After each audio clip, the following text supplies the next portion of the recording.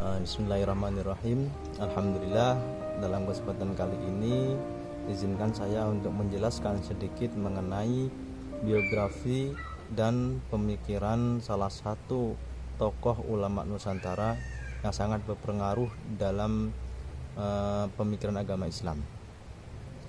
Salah satu tokoh ulama ini yaitu Syekh Muhammad Arsyad Al-Banjari. Beliau lebih dikenal dengan sebutan Muhammad Arsyad Al-Banjari bin Abdullah Al-Banjari. Beliau dilahirkan di Kampung Luk Gabang, sekarang termasuk dalam wilayah Kecamatan Astambul, Kabupaten Banjar, Kalimantan Selatan, dan beliau lahir pada tanggal 13 Safar 1122 Hijriah, bertepatan dengan tahun 1710 Masehi. Ayahnya bernama Abdullah dan ibunya bernama Siti Aminah. Beliau meninggal di kampung dalam pagar, sebuah kampung yang terletak sekitar 10 km sebelah barat kota Banjar, kota Martapura, ibu kota Kabupaten Banjar, pada tanggal 16 Syawal 1227 Hijriah. Semasa hidupnya, Syekh Muhammad Arsyad Al-Banjari ini menghasilkan beberapa karya tulis, baik yang ditulis dalam bahasa Melayu maupun dalam bahasa Arab.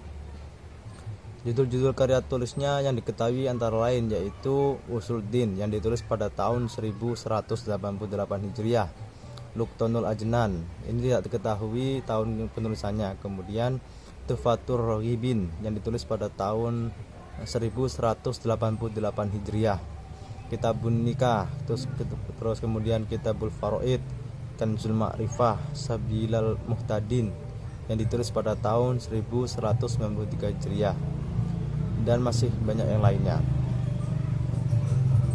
Kemudian lanjut kepada pemikiran dan usahanya dalam pengembangan Islam. Perlu diketahui bahwasanya sebelum Syekh Muhammad Arsyad ini pulang ke Banjar, ini Islam sudah ada sejak 180 tahun yang lalu. Islam ini dibawa oleh raja yang ada di kerajaan Banjar. Raja Banjar ini yaitu raja kerajaan Banjar yang ke-8, yaitu Pangeran Samudra. Ya. Pangeran Samudra ini sudah memeluk Islam beserta seluruh rakyatnya sebelum kedatangan Syekh Muhammad Arsyad. Setelah masuk Islam, beliau mengganti namanya dengan sebutan Sultan Suryansah. Nah, sultan inilah yang menjadi cikal bakal dinasti Islam Banjar.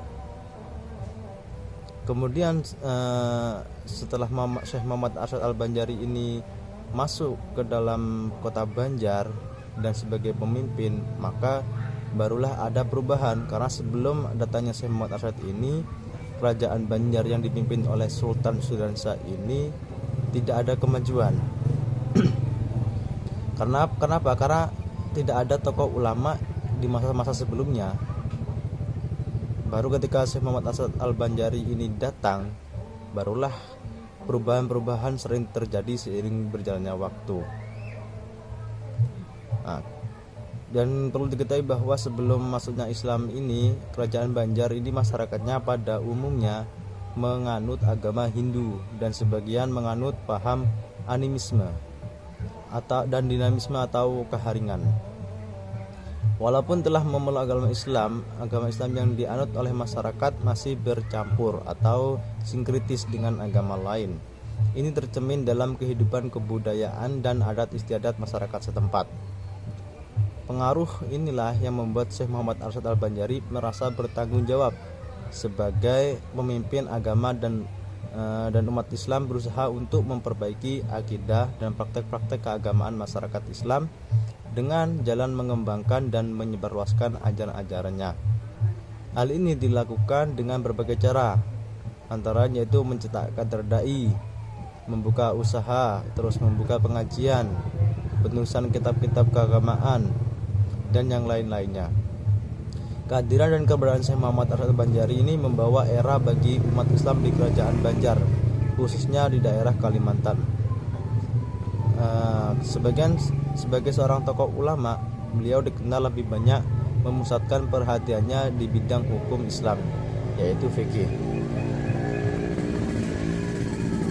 Apa saja pemikiran-pemikiran beliau? Mungkin salah satunya bisa disebutkan di sini. Yang pertama yaitu dengan menghadapi sebuah masalah, problem. Nah, sebagai seorang pengikut mazhab Syafi'i, Muhammad Said Al-Banjar ini dalam menghadapi masalah atau kasus mengikuti umumnya cara yang ditempuh oleh ulama Syafi'iyah, yaitu berusaha mencari dasarnya dalam Al-Quran dan Sunnah. Jika tidak ditemukan, baru mencari atau beralih kepada ijma. Kemudian kalau tidak juga ditemukan dalam ijma, maka beliau menggunakan qiyas. Akan tetapi di samping itu juga Syekh Muhammad Al-Banjari dalam menyelesaikan masalah itu menetapkan hukum berdasarkan adat setempat juga. Jika ditemukan hukumnya dalam Al-Quran, Sunnah dan ijma, selama adat tersebut dipandang tidak bertentangan dengan maksud syarak, keadaan alam daerah Banjar khususnya atau Indonesia umumnya, maka beliau tetap akan tidak sama dengan keadaan alam, maka beliau akan menetapkan hal yang sama seperti itu. Kemudian yang kedua yaitu membentuk mahkamah syariah. Agar Islam berkembang dan melembaga di kerajaan Banjar, maka Syekh Muhammad Arsyad Al-Banjar ini menempuh suatu kebijaksanaan, yaitu membentuk mahkamah syariah. Kebijakan ini direstui oleh Sultan Mahkamah yang dipimpin oleh seorang mufti sebagai ketua hakim tertinggi dan didampingi oleh seorang qadhi sebagai pelaksana hukum dan mengatur jalannya pengadilan agar hukum Islam dapat berlaku dengan sebaik-baiknya.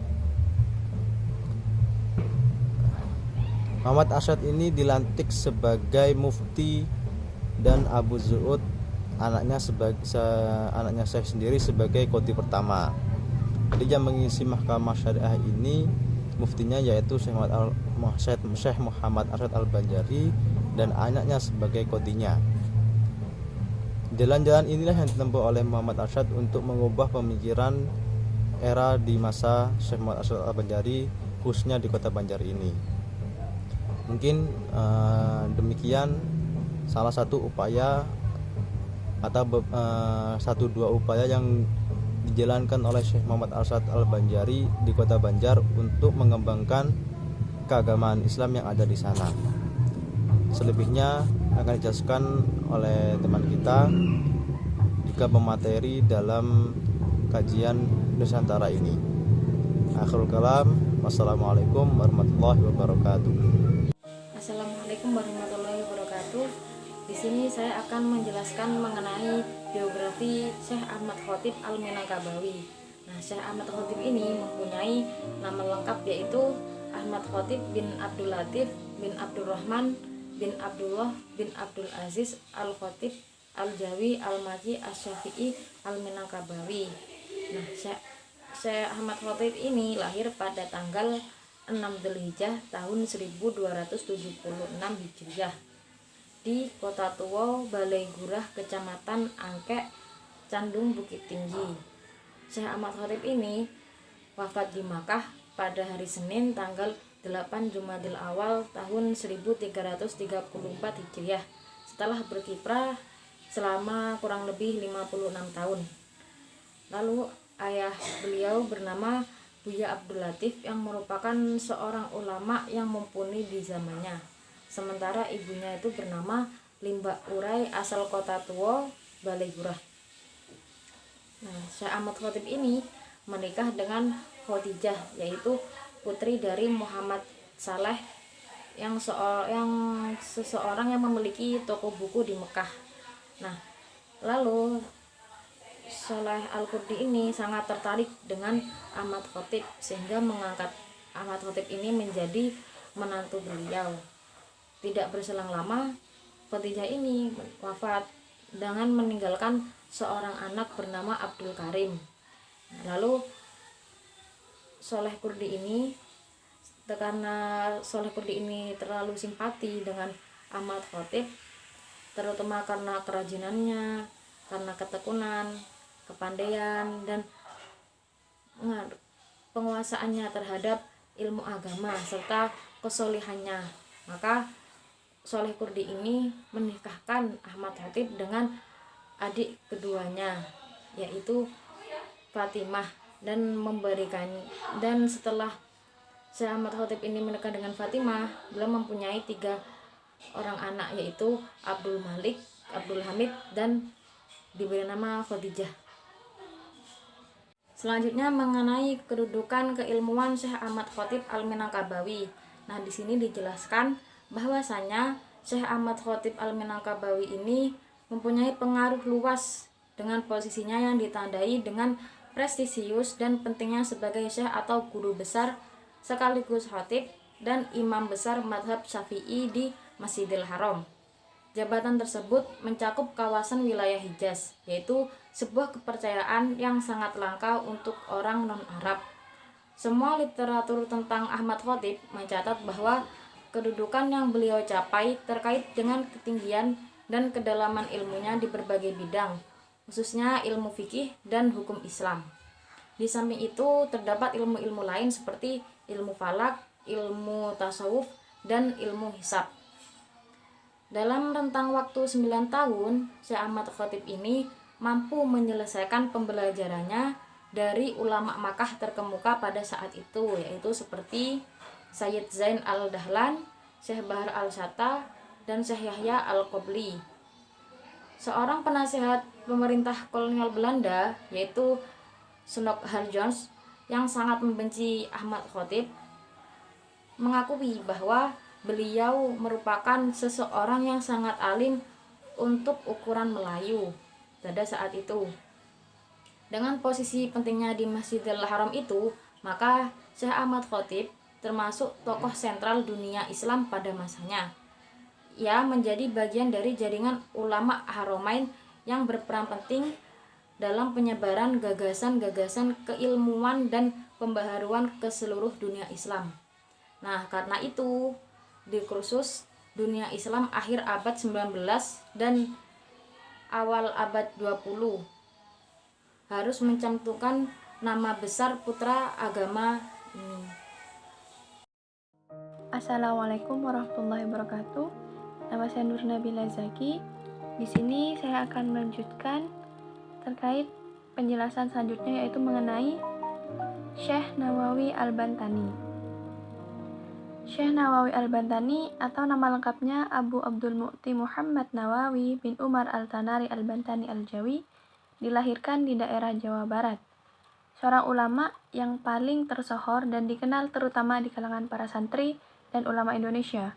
Dengan sebutan Syekh Nawawi Al-Bantani, beliau lahir di Kampung Tanara, Kecamatan Tirtayasa, Kabupaten Serang, Kresdenan, Banten pada tahun 1813 Masehi atau 1815 Masehi. Secara silsilah, Syekh Nawawi merupakan keturunan ke-12 dari Maulana Syarif Hidayatullah, yaitu keturunan dari putra Maulana Hasanuddin yang bernama Sunya Raras. Nasabnya bersambung dengan Nabi Muhammad melalui ayahnya Kiai Haji Umar dan ibunya Zubaidah. Pengajaran-pengajaran agama oleh Syekh Nawawi berbekal ilmu pengetahuan yang telah diperolehnya selama melakukan rihlah yang cukup panjang, kurang lebih 30 tahun. Syekh Nawawi mulai memberikan pengajaran holaqoh di Masjidil Haram. Diriwayatkan bahwa Syekh Nawawi mengajar di Masjidil Haram menggunakan bahasa Jawa dan Sunda ketika memberi keterangan terjemahan kitab-kitab bahasa Arab. Dan tercatat bahwa jumlah murid yang mengikuti holaqoh Syekh Nawawi setiap tahun tidak kurang dari 200 orang. Kelas pengajian atau pengajarannya telah berjalan kurang lebih 15 tahun. Aktivitas Syekh Nawawi dalam bidang keilmuan tidak tertimpu pada pengajar di Masjidil Haram saja. Akan tetapi, ia juga menerima undangan untuk menyampaikan seminar di beberapa universitas. Di antaranya, sekitar tahun 1870-an, Syekh Nawawi diundang untuk menyampaikan makalah dalam suatu seminar yang diadakan di Universitas Al-Azhar, Mesir. Syekh Nawawi juga pernah diundang untuk menyampaikan makalah dalam suatu seminar di 17 tempat lainnya. Dalam hal ini, Syekh Nawawi sering menggunakan metode mudzakkar untuk melatih mereka agar berani menyatakan pendapat maupun ide cemerlang dan membangun. Baik, yang selanjutnya itu tentang peran aktif Syekh Nawawi dalam menyebarkan Islam di Nusantara. Syekh Nawawi adalah pribadi yang sederhana, ulama Indonesia yang mewakili ulama Jawi. sebutan untuk ulama asal Indonesia yang memiliki reputasi dalam bidang intelektualisme yang tinggi di balik kesederhanaannya tersebut. Kalangan kecendekiawan Muslim di dunia Arab pada masa itu mengakui keulamaan dan kecendekiawan Syekh Nawawi Al-Bantani, sehingga melalui reputasi Syekh Nawawi yang memiliki kemampuan intelektual yang tidak kalah, bahkan diakui Syekh Nawawi memiliki kemampuan intelektual yang sangat brilian di antara ulama pada masanya, termasuk aktivitas dakwah atau pengembangan agama Islam di Nusantara, yaitu Syekh Nawawi telah berkiprah banyak dalam mendakwahkan pesan-pesan ajaran agama Islam kepada para kader yang nantinya ikut menjadi penyambung lidah bagi kegiatan dakwahnya. Dalam aktivitas kehidupan Syekh Nawawi menggunakan hari-harinya untuk kegiatan keagamaan. Tegasnya yaitu menggunakan aktivitas hari-harinya untuk dakwah Islamiyah. Aktivitas yang dilakukan oleh Syekh Nawawi Al-Bantani dalam mengembangkan Islam di Nusantara antara lain yaitu mengajarkan Islam secara langsung. Syekh Nawawi merupakan seorang ulama yang banyak jasanya bagi pengembangan dan menyebarkan agama Islam di Nusantara Indonesia. Aktivitas dan perannya di bidang dakwah sangat banyak membantu bagi terlaksananya keberhasilan dakwah Islamiyah. Di Indonesia, para ulama banyak yang telah berjasa dalam kegiatan penyebaran dan pengembangan agama Islam. Demikian pula Syekh Nawawi Al-Bantani Al-Jawi ini. Di Mekah, Syekh Nawawi belajar dan kemudian mengajar para murid tentang pengetahuan agama Islam di berbagai cabang dan kedisiplinan ilmu yang diajarkan oleh Syekh Nawawi. Syekh Nawawi memang diakui sebagai seorang ulama ensiklopedia yang menguasai berbagai cabang dan disiplin ilmu. Baik, mungkin cukup sekian yang saya jelaskan, kurang lebihnya mohon maaf. Wassalamualaikum warahmatullahi wabarakatuh.